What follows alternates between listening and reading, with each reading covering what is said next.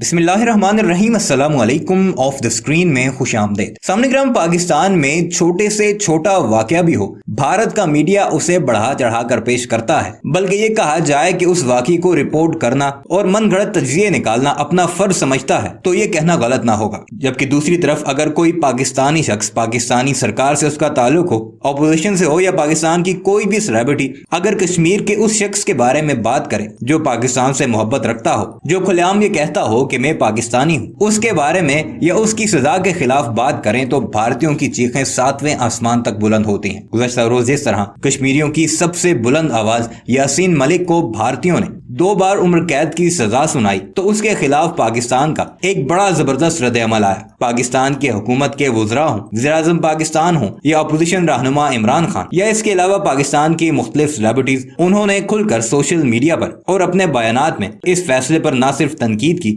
बल्कि इसे नरेंद्र मोदी और उसके हिंदुत्व का प्रचार करने वाली सोच का फैसला करार दिया। साथ ये भी कहा गया कि भारत की अदालतें नरेंद्र मोदी की इमा पर काम करती हैं और पाकिस्तानी हुकूमत की तरफ से तो ये भी ऐलान किया गया कि यूनाइटेड नेशंस में इस सारे मामले को लेकर जाया जाएगा और यासीन मलिक को इंसाफ दिलाया जाएगा। ये वो बातें हैं जिनसे भारतीय बौखलाए हुए हैं और अपने मीडिया पर चीखते चलाते नजर आ रहे हैं। भारत का कोई भी मीडिया चैनल खोलें, आपको उस पर भारतीय मीडिया एंकर्स की चीखें और उनके तजिया निगार, जिनमें जनरल GD बख्शी और दूसरे रिटायर्ड जनरल वगैरह शामिल हैं, वो इसको भारत के अंदरूनी मामलात में मुदाखलत करार दे रहे हैं। जबकि पाकिस्तान में कोई भी वाकया हो तो भारत का मीडिया तो ऐसे रिपोर्टिंग उस पर करता है जैसे वो पाकिस्तान का मीडिया हो, लेकिन उस वक्त पाकिस्तान के अंदरूनी मामलात में मुदाखलत नहीं होती। भारतीयों की चीखें जो आगे चलकर आपको सुनाएंगे और साथ वो बयानात भी दिखाएंगे कि पाकिस्तान के किस किस शख्स के बयानात पर भारतीय ज्यादा उछल रहे हैं, जिससे आपको ये वाज़ेह हो जाएगा कि पाकिस्तान की तरफ से उठने वाली एक एक आवाज कैसे भारतीयों के सीने चीरती नजर आती है और कैसे उनकी चीखें सातवें आसमान तक बुलंद होती हैं। मगर वीडियो पर आगे बढ़ने से पहले आपसे गुजारिश है कि हमारे इस चैनल को भी जरूर सब्सक्राइब कीजिएगा और कमेंट सेक्शन में अपनी कीमती राय का इजहार भी जरूर कीजिएगा।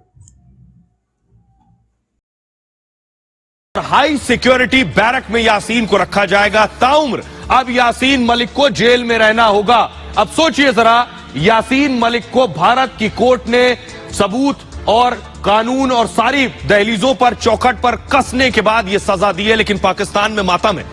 शहबाज शरीफ परेशान है, इमरान खान परेशान है। यासीन मलिक को आतंकी गतिविधि में शामिल होने और टेरर फंडिंग में यह सजा दी गई, लेकिन देखिए पाकिस्तान में कैसे रुदाली हो रही है और मातम मन रहा है। देखिए, मैं आपको बताने जा रहा हूं, पाकिस्तानी प्रधानमंत्री को देखिए जरा, उन्होंने लिखा यासीन मलिक को कैद कर सकते हैं लेकिन विचार को नहीं। सोचिए, एक आतंकी का भी विचार हो सकता है। इमरान खान लिख रहे हैं यासीन को अवैध रूप से जेल में रखा, फर्जी आरोपों में सजा दी। इसके अलावा चौधरी फवाद हुसैन लिख रहे हैं, पूर्व सूचना मंत्री हैं, उन्होंने लिखा यासीन मलिक हमेशा हमारे हीरो रहेंगे, एक आतंकी ही इनके हीरो रह सकते हैं। शाहिद अफरीदी लिख रहे हैं संयुक्त राष्ट्र से आग्रह है कि कश्मीर के नेताओं के खिलाफ अवैध कार्रवाई पर ध्यान दें। ये शाहिद अफरीदी लिख रहे हैं। और एक क्रिकेटर, सोचिए, वो भी आतंकी के साथ खड़ा है। बिलावल भुट्टो जो विदेश मंत्री है पाकिस्तान के, वो लिख रहे हैं मनगढ़ंत आरोपों में यासीन को गलत तरीके से दोषी ठहराए जाने की कड़ी निंदा करता हूं। और अब दूर मत जाइए, यानी पाकिस्तानी नेता क्या लिख रहे थे और महबूबा भी उसी गाने को आगे बढ़ा रही हैं। उन्होंने लिखा फांसी या उम्र कैद मसले का हल नहीं है, भारत सरकार की नीति दमन की रही है। सोचिए, एक आतंकी के साथ भी ये सहानुभूति है। राहुल भट्ट की हत्या आतंकियों ने की तो इस तरह के शब्द उनकी जुबान से नहीं फूटे, लेकिन बहरहाल भारतीय सियासतदानों ने ऐसे नेताओं को जवाब दिया है। इस मामले को अंतर्राष्ट्रीय कोर्ट में ले जाएगा, वहां भी मुंह की खाएगा। देखिए जरा, अब पाकिस्तान की इंटरनेशनल साजिश क्या है। पाकिस्तान कह रहा है यासीन मलिक के बचाव में उतर आया है पाकिस्तान। यूनाइटेड नेशंस को विदेश मंत्री बिलावल भुट्टो ने बाकायदा चिट्ठी लिख दी। मानवाधिकार उच्चायुक्त मिशेल बैचलेट को यह चिट्ठी लिखी है बिलावल ने। 24 मई को चिट्ठी लिखकर रिहाई की मांग की गई। सभी आरोपों से बरी करने की गुहार लगाई गई थी। पूर्व पाक उच्चायुक्त अब्दुल बासित ने भी बयान दे दिया, हिंदुस्तान में रहे लंबे वक्त, यासीन केस को इंटरनेशनल कोर्ट में ले जाए पाकिस्तान। इस्लामिक देशों के संगठन OIC भी को भी चिट्ठी लिखी है। महासचिव हुसैन इब्राहिम ताहा को बिलावल ने चिट्ठी लिखी। चारों तरफ सेंड टू ऑल कर दिया बिलावल ने कश्मीर मुद्दा उठाने की कोशिश की है और भारत कह चुका है कि कश्मीर आंतरिक मामला है भारत का। कश्मीर भारत का अभिन्न अंग था, है और रहेगा। तो पाकिस्तान खामखा वक्त खराब कर रहा है। पाकिस्तान को भारत विरोधी प्रचार न करने की सलाह दी जा चुकी है पहले ही। आइए मैं आपको सुनवाता हूं, सुनिए जरा।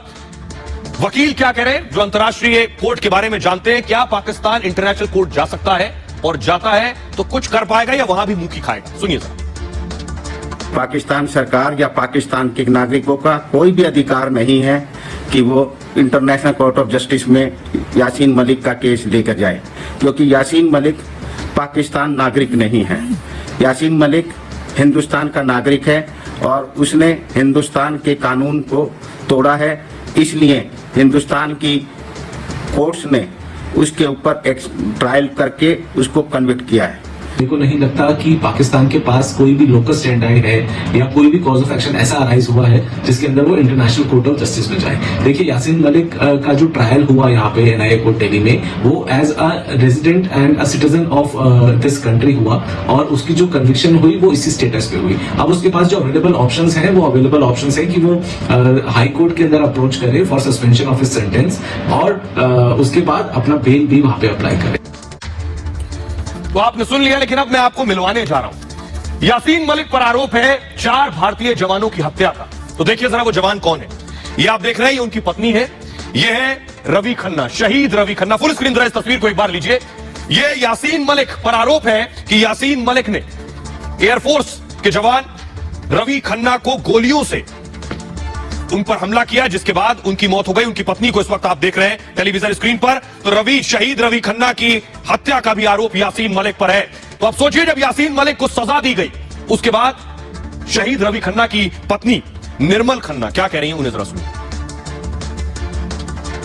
प्रिया शर्मा थे, उनको मैं ये शहादत के बाद मिलने गई थी श्रीनगर बेस हॉस्पिटल। उन्होंने मुझे पूरी कहानी सुनाई थी हुआ क्या है। तो नटीपुरा का रास्ता जब ये बता रहे थे मेरे हस्बैंड, तो उसने इनके एब्डोमेन पे एक गोली मारी।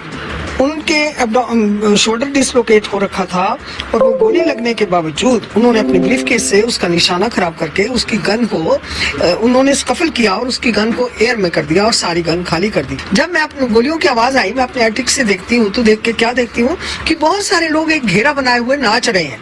वो नाचना मुझे महाभारत का वो सीन याद आ गया, जब अभिमन्यु मैदान जंग में लेटा हुआ है, उसके इर्द गिर्द ये